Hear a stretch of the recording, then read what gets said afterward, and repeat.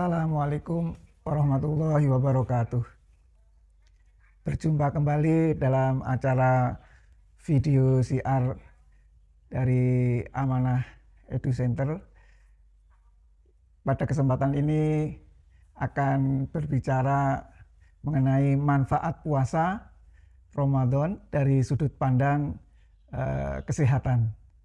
Khususnya ini adalah pengaruhnya terhadap stem cell atau sel puncak. Jadi memang dikatakan dalam hadis Rasulullah pernah bersabda, berpuasalah niscaya engkau menjadi sehat.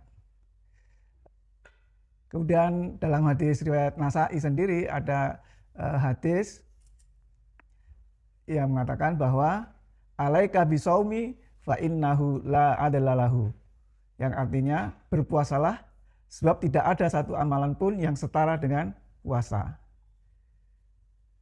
Jadi puasa ini telah melalui berbagai penelitian ilmiah dan terperinci untuk melihat efek positifnya terhadap organ tubuh manusia serta aktivitas biologisnya.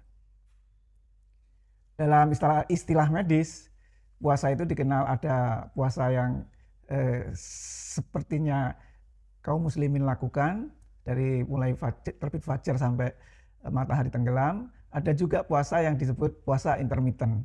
Itu enggak tergantung waktunya, cuma periode puasanya dia 16 jam dan diikuti makan atau minum selama 8 jam. Jadi ini pernah diteliti oleh sejawat kami di Universitas Indonesia. Itu efek intermittent dan prolonged fasting terhadap ekspansi, proliferasi dan diferensiasi sel puncak mesensimal darah perifer dan sumsum tulang pada kelinci New Zealand, yaitu oleh Prof. Ismail dan Dr. Radiana ini, sejawat kami yang ada di UI. Hasilnya bahwa dibandingkan dengan kelompok percobaan lain, kelompok puasa yang intermittent itu didapatkan keberadaan sel puncak mesensimal itu dalam darah itu lebih banyak. Kemudian kemampuan memperbanyak dirinya sendiri itu juga lebih baik dan kualitas perubahan yang menjadi sel yang dituju menjadi lebih baik pula. Apa sebenarnya sel puncak itu? Sel puncak itu adalah merupakan sel yang menjadi awal mula berbagai sel lain. Jadi kalau kita tuntun dulu, kita perkembangannya dari embrio, dari zigot, dari perkawinan sel telur wanita dan sel telur laki, itu menjadi satu sel. Kemudian sel itu berkembang menjadi dua sel menjadi 4 sel menjadi 16 dan lain sebagainya.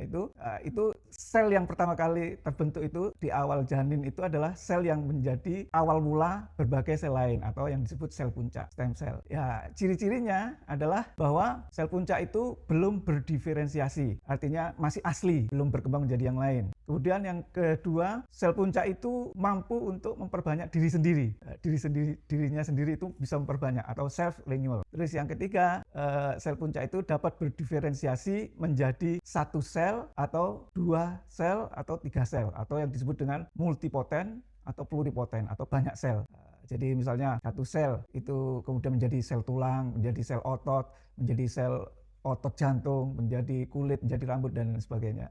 Itu pluripoten. Kemudian stem cell sendiri ada beberapa macamnya, yaitu bahwa stem cell itu ada stem cell yang embrionik yang masih dalam janin, ya, selama perkembangan janin itu di dalam ibu kehamilan itu disebut embryonic stem cell. Kemudian kalau sudah dilahirkan disebut dengan adult stem cell. Ya. Kita mungkin lebih banyak menggunakan adult stem cell ini karena kalau kita menggunakan embryonic stem cell bisa merusak daripada perkembangan janin itu sendiri. Jadi secara lebih perizinan untuk melakukan penelitian itu dilakukan pada yang stem cell yang dewasa atau adult stem cell. Kalau embryonic dia terbatas oleh norma dan lain sebagainya, etik dan norma. Kemudian dari sel puncak yang dewasa itu, ya dari tubuh kita ini ya, kita bisa ambil 2 macam, yaitu dari darah yang disebut dengan sel puncak hemopoietik, kemudian dari sel puncak mesensimal dari jaringan-jaringan selain darah tadi.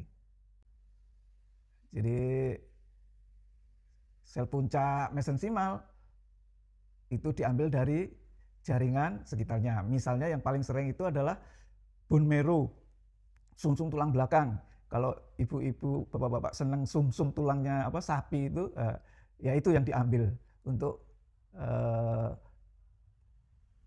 produksi stem cell itu sendiri. Kemudian bisa juga dari jaringan lemak. Orang-orang yang diambil lemaknya, yang kegemukan itu diambil lemaknya, disedot, kemudian diolah menjadi stem cell ini bisa. Jadi hampir semua jaringan itu bisa diproduksi untuk stem cell ini.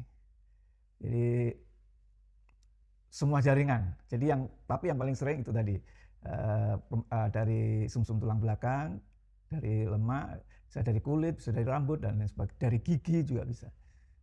Setelah itu diperiksakan di dalam laboratorium, dikultur atau dibiakkan gitu dengan jaringan dengan bahan-bahan tertentu, yang bentuk karakteristik dari stem cell mesensimal ini adalah berbentuk seperti spindle. Kemudian menempel pada plastik kulturnya itu, medianya itu.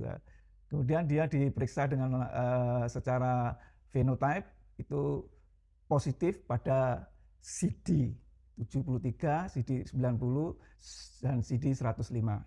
Sedangkan harus negatif pada CD yang 45, CD34 dan lain sebagainya. Itu karakteristik dari stem cell yang tipe mesensimal. Nah, sekarang apa sebenarnya fungsi stem cell itu? Ini yang penting. Ternyata dalam perkembangannya pengobatan itu dibagi 3. Era penemuan molekul kecil yang disebut obat-obat itu, ya obat-obat termasuk yang kita minum sehari-hari, obat pilek, obat panas, penurun panas, antibiotik dan lain sebagainya, itu molekul kecil. Kemudian penemuan berikutnya dia melalui hormonal, ada yang ditemukan hormon ini, hormon estrogen itu, sehingga untuk pengobatan. Nah, terakhir yaitu yang step ketiga itu adalah penemuan tentang terapi berdasarkan sel terapi atau therapeutic seluler atau tisu seluler, tisu regeneration. Itu jadi stem cell ini masuk yang terapi seluler itu. Fungsinya adalah yang pertama mungkin adalah restorasi. Itu jadi kalau ada jaringan yang rusak, misalnya kulit kita rusak atau liver kita rusak atau stroke itu yang rusak otaknya, ischemic, kemudian ischemic pada jantung. Itu kerusakan jaringan itu bisa diterapi dengan stem cell ini. Dimasukkan stem cell, kemudian akan berkembang menjadi sesuai dengan lingkungannya yang mau diperbaiki itu. Jadi dia khas itu bisa menempati dan mencari daerah-daerah yang kerusakan itu restorasi. Jadi kayak mobil masuk bengkel itu rusak karburatornya, ini dandani karburatornya aja, lampunya dandani lampunya aja, itu restorasi. Kemudian yang kedua adalah replacement, menggantikan. Jadi misalnya ada kerusakan DNA yang kurang sempurna, itu bisa digantikan di sana. Kemudian dia juga regeneration, jadi dia menggantikan yang sudah lama. Jadi generasi yang lama sel-selnya itu digantikan dengan stem cell ini. Jadi kelihatannya nanti stem cell itu akan menjadi muda terus ya.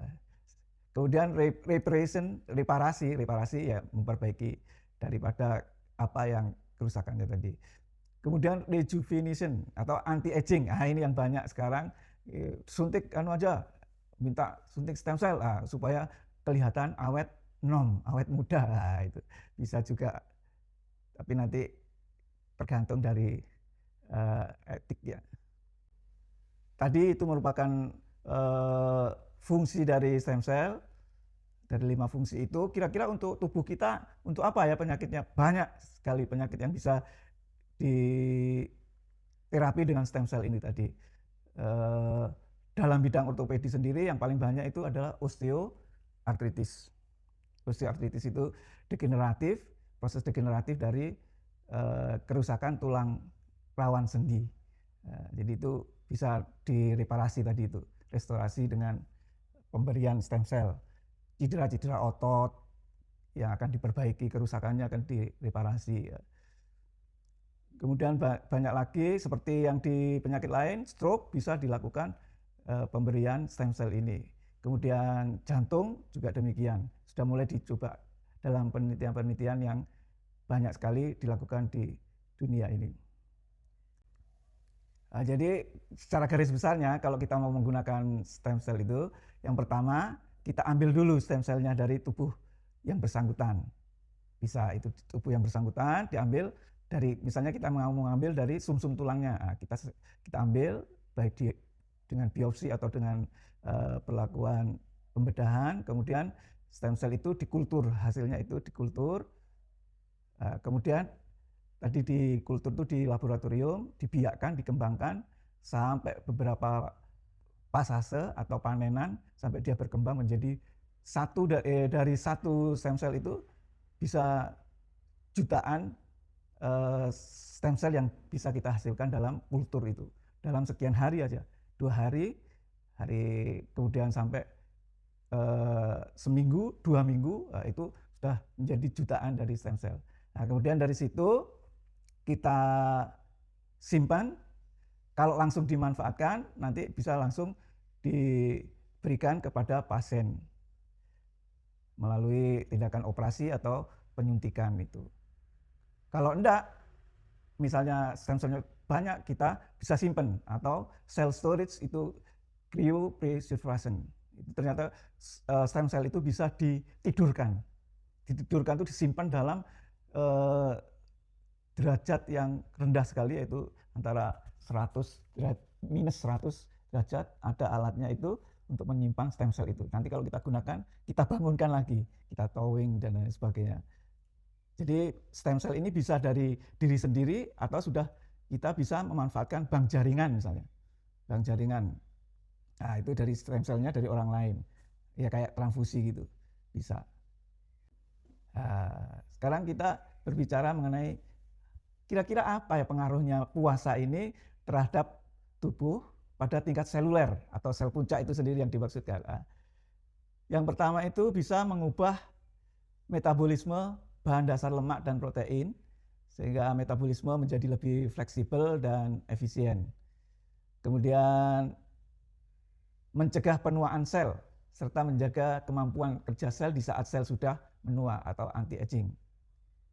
Kemudian yang ketiga itu adalah meningkatkan kemampuan fisik dan kognitif baik memori atau verbal.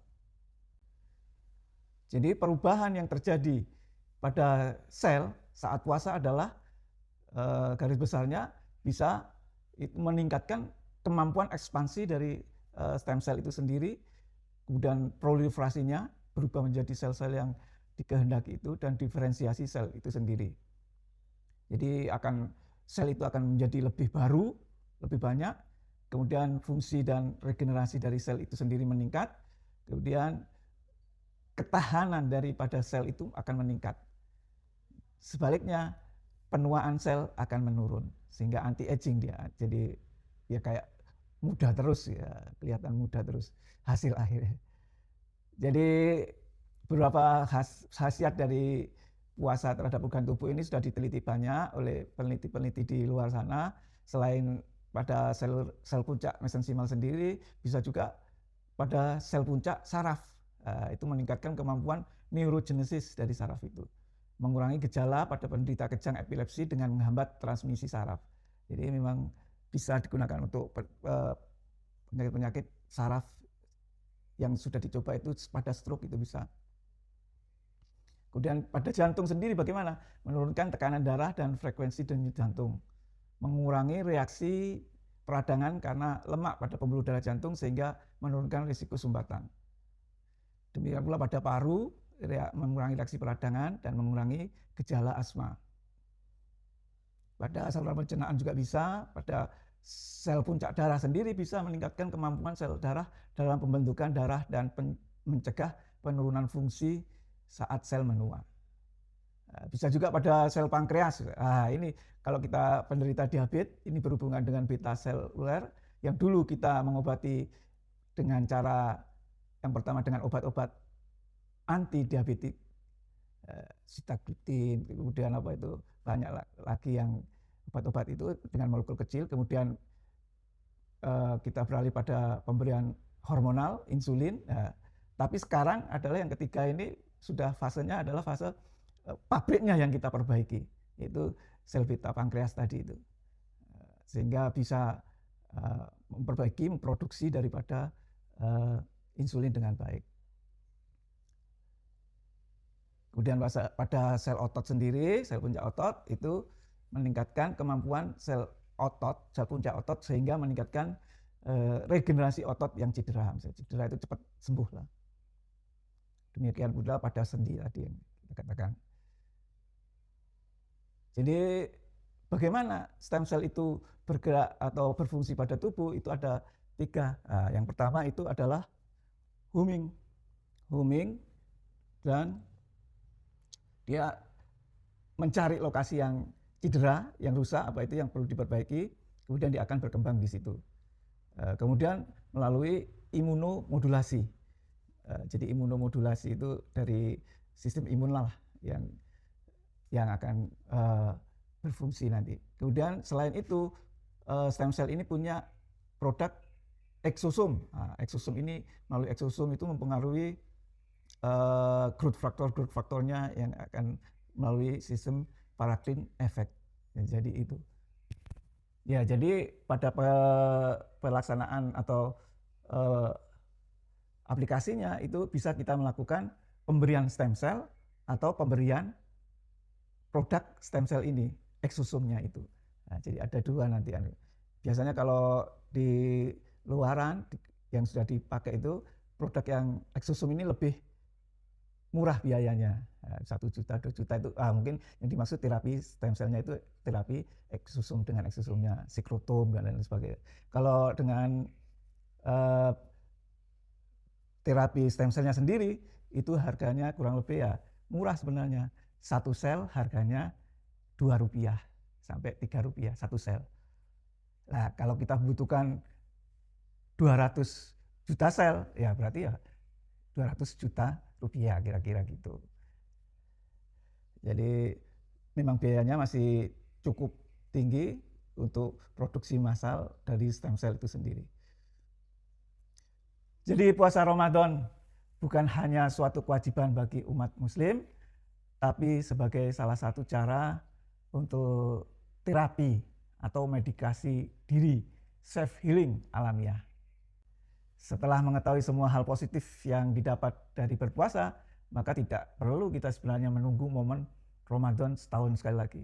Kita bisa memanfaatkan amalan puasa sunnah yang sudah kita kerjakan seperti hari Senin, Kamis, kemudian ada Ayyamul Bid itu, dan kalau bisa ya puasa itu Nabi Daud itu sehari puasa, sehari buka, sehari puasa kalau kuat. Jadi demikianlah yang bisa kita sampaikan mengenai pengaruh puasa terhadap kesehatan, khususnya pada kesehatan seluler, yaitu tingkat seluler, yaitu lebih khusus lagi pada pemanfaatan stem cell dari tubuh kita sendiri.